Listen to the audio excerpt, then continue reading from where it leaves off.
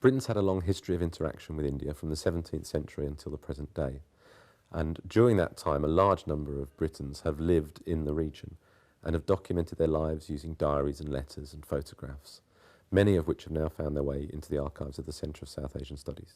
Our centre here in Cambridge holds an amazing and unique collection of early amateur films made in the 1920s and 30s in India.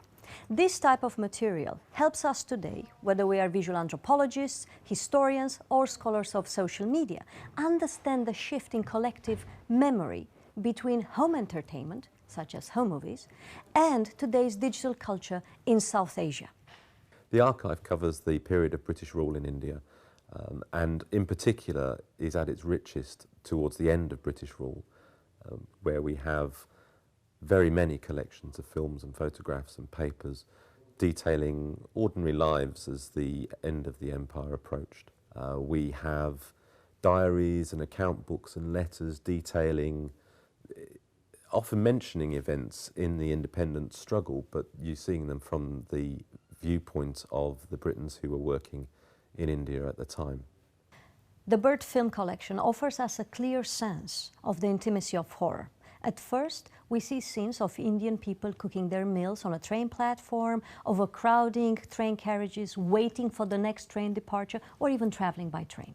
But once we realize, and we know, that these scenes have been filmed in August and September 1947, we then acknowledge the historical merit of this visual manuscript that documents what it meant to be part of the partition of India in 1947.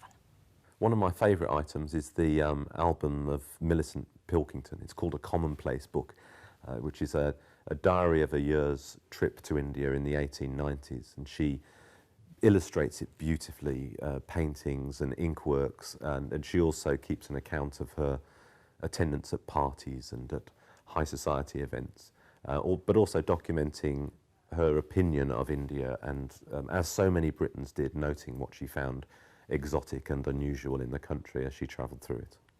The album has a number of photographs, most of which were professionally taken, which she bought. There are also great little pieces like the dance cards from the balls that she went to, each of which has the names of the partners that she danced with written in it. There are invitations to parties, to at-homes as they were called. There are the programmes from theatrical performances that she attended, and lists of polo meetings and other such events. Our centre holds a colour amateur film made in 1968 titled Cambridge Expedition to Nepal.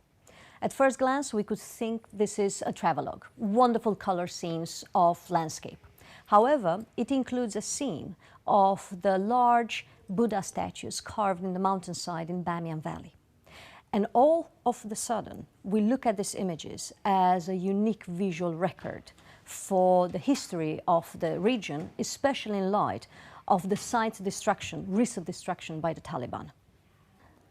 The Kendall Film Collection includes a 20-second long scene filmed by Lady Kendall in early 1930s in Nainital, when, together with her family and friends, they were having a picnic. At some point, her oldest daughter stands up, and it's very clear that this she does at the indication of her mother, who was behind the camera, and goes such that she can cancel on screen the presence of the Indian servant.